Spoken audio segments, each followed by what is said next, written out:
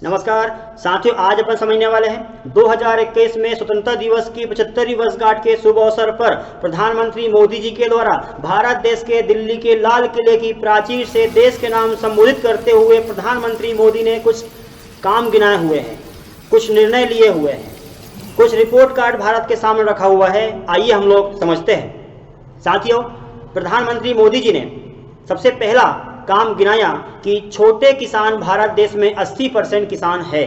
उन्होंने छोटे किसानों के हित में काम करने की बात कही हुई है। उन्होंने कहा कि छोटा किसान देश किसान, और छोटे किसानों के लिए साथियों जिनके पास 2 हेक्टेयर से कम भूमि है, इनके लिए काम किया जाएगा, ऐसा उन्होंने वादा किया हुआ है। और काम करते हुए उन्होंने कहा कि इनके MSP को 1.5 गुना बढ़ाई जाएगी, कर्ज इनको आसान किस्तों पर दिया जाएगा, इनके द्वारा उत्पादित किया गया अनाज को वेयर हाउस में रखा जाएगा, हर ब्लॉक स्तर पर एक वेयर हाउस होगा और साथियों वेयर हाउस में ये सामान लिया के रख सकते हैं और इनके द्वारा प्रोटेक्शन किया गया अनाज को अंतर्राष्ट्रीय बाजारों में बेच सकेंगे। इस प्रकार प्रधानमंत्री मोदी ने छोटे किसानों के हित में कहा। उन्होंने कहा कि भारत देश के छोटे किसानों के हित में काम करते हुए प्रधानमंत्री मोदी ने एक योजना की शुरुआत की थी। उस योजना का नाम साथियों प्रधानमंत्री किसान सम्मान निधि योजना है, जिसकी शुरुआत 1 फरवरी 2019 को प्रधानमंत्री मोदी ने किया हुआ था। इसके माध्यम से साथियों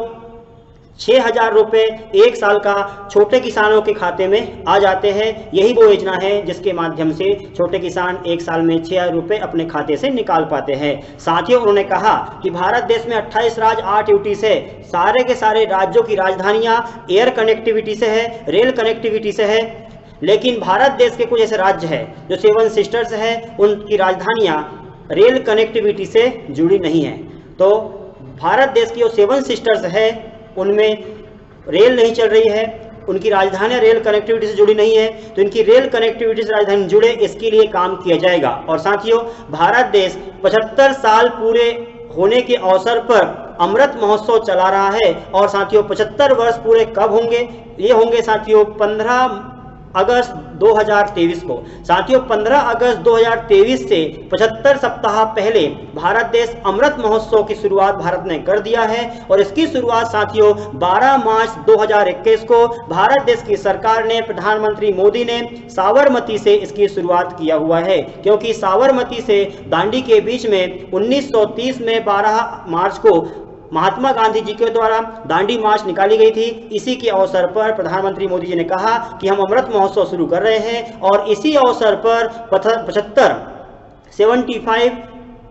वंदे भारत ट्रेन की शुरुआत हम लोग करेंगे। साथियों उन्होंने कहा कि भारत देश ने एक पल भूल चुका है। भारत देश ने 1947 में आज़ादी प्राप्त की है, भारत पाकिस्तान बंटवारा हुआ है, वो मंजर कोई भूल नहीं सकता है, क्योंकि भारत देश के 2 करोड़ लोग भारत में मारे गए थे। उनकी स्मृति में, भारत देश जनता की स्मृति में, सैनिकों की स्मृति में भारत देश एक दिवस मनाएगा और यह दिवस का साथी नाम है विभाजन विभीषिका स्मृति दिवस। साथियों विभाजन विभीषिका स्मृति दिवस पहली बार मनाया जाएगा 14 अगस्त 2022 के दिन।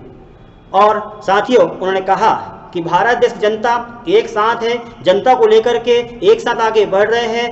भारत देश की सरकार जनता के साथ घुल मिल गई है और एक साथ आगे बढ़ रहे हैं, इसीलिए हम लोग बड़े निर्णय लेने में नहीं हिचकते हैं। उन्होंने गिनाया कि भारत देश ने कौन से बड़े निर्णय लिए हुए हैं। जैसे आपको पता है कि भारत देश की सरकार ने पाकिस्तान वाले POK क्षेत्र को हटाते हुए भारत देश जम्मू कश्मीर क्षेत्र को आज़ाद किया हुआ है और धारा 370 को हटाते हुए पूर्ण राज्य का दर्जा भारत देश जम्मू कश्मीर लद्दाख को दिया हुआ है।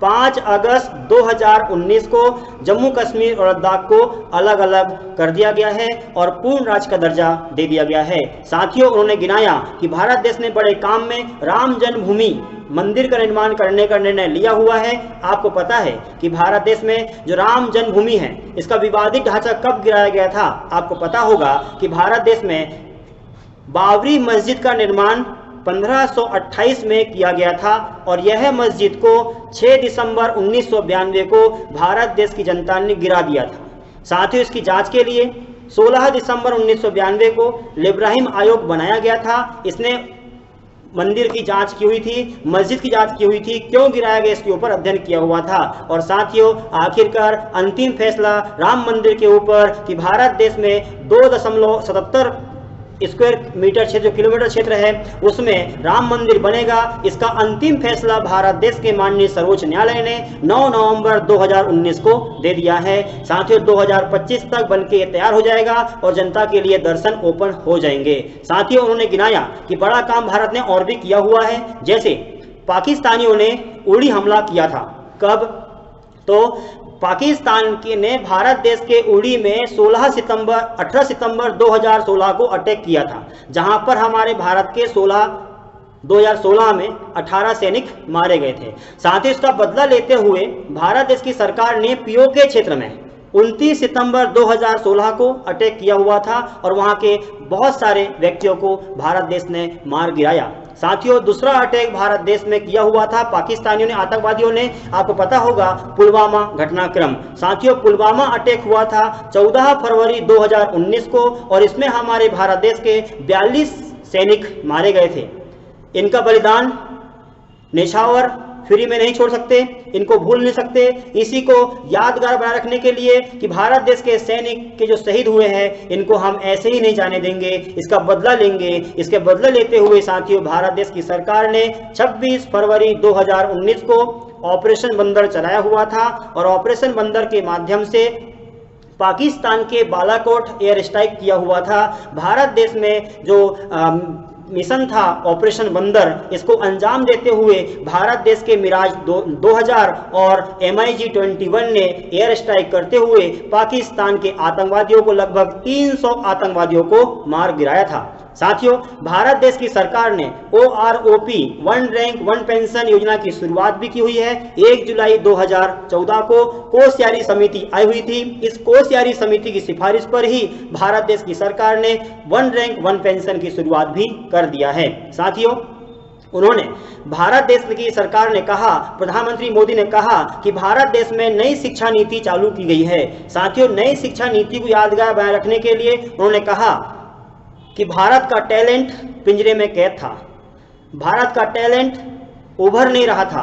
बोले अंग्रेजी मीडियम भारत में चल रहा था। आपको पता होगा कि भारत देश में अंग्रेजी शिक्षा माध्यम लॉर्ड मैकाले के कार्यकाल में 1834 में शुरू हुआ था। इसको हटाते हुए भारत सरकार ने इंग्लिश मीडियम के साथ हिंदी मीडियम चालू कर दिया है और अब भारत देश के विद्यार्थी, भारत के बच्चे हिंदी माध्यम को अपनाते हुए, लोकल भाषा को अपनाते हुए, अपनी मातृभाषा को अपनाते हुए आगे बढ़ेंगे, शिक्षा प्राप्त करेंगे और रोजगार के अवसर भारत देश में तलाशेंगे। साथियों नई शिक्षा नीति के माध्यम से उन्होंने कहा कि भारत देश के जम्मू कश्मीर और लद्दाख क्षेत्र में हम लोगों ने एक विश्वविद्यालय बना रहे हैं। लद्दाख क्षेत्र में सिंधु सेंट्रल यूनिवर्सिटी बनाई जाएगी। लद्दाख क्षेत्र, जम्मू कश्मीर क्षेत्र में विकास के काम किए जाएंगे। साथ ही उन्होंने कहा कि भारत देश में मेडिकल क्षेत्र में भी हम सीटें बढ़ा रहे हैं। मेडिकल क्षेत्र में ओबीसी के लिए 27% आरक्षण व्यवस्था चालू कर दिया है। 27% और ओबीसी के साथ साथ पिछले वर्ग के लोगों के लिए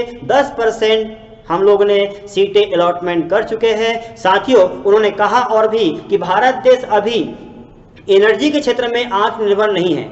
लोकल फॉर वोकल तो भारत में चल रहा है, लेकिन लोकल फॉर वोकल का नारा भारत में देते हुए उन्होंने कहा कि भैया भारत देश में एनर्जी के क्षेत्र में भारत देश आत्मनिर्भर नहीं है। भारत देश को 12 लाख करोड़ रुपए हर साल एनर्जी के ऊपर खर्च करना होता है। तो उन्होंने कहा कि आज़ादी के 100 साल जब हम मनाएंगे, अर्थात 2046 तक भारत देश आत्मनिर्भर भारत बन जाएगा।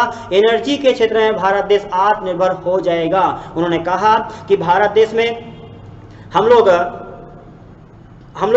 जो काम कर रहे हैं वो काम में सीएनजी गैस का कारखाना निर्मित कर रहे हैं, हम उद्योग लगा रहे हैं, हम मीथेन गैस का उद्योग लगा रहे हैं और हाइड्रोजन के लिए हम काम कर रहे हैं। साथियों ग्रीन हाइड्रोजन मिशन की उन्होंने शुरुआत कर दिया है।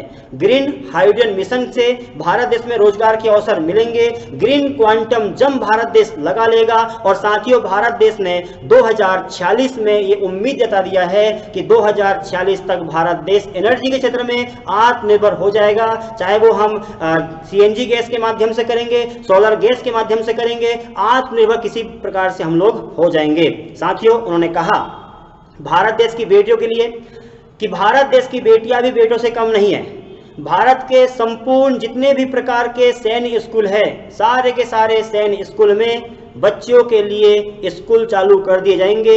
उनका बच्चों का एडमिशन अब सैन्य स्कूल में हो सकेगा। अभी तक भारत देश में सैन्य स्कूल में केवल बच्चे पढ़ पाते थे, अब बच्चियां भी सैन्य स्कूल में पढ़ेगी।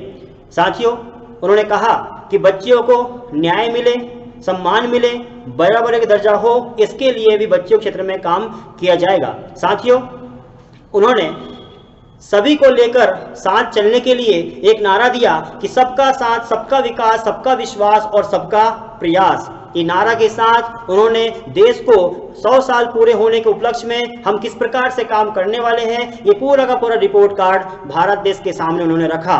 और उन्होंने एक पंक्ति भी की हुई है कि यही समय है, सही समय है, भारत का अनमोल समय है, उठो तिरंगा लहरा दो, भारत के भाग्य को फहरा दो।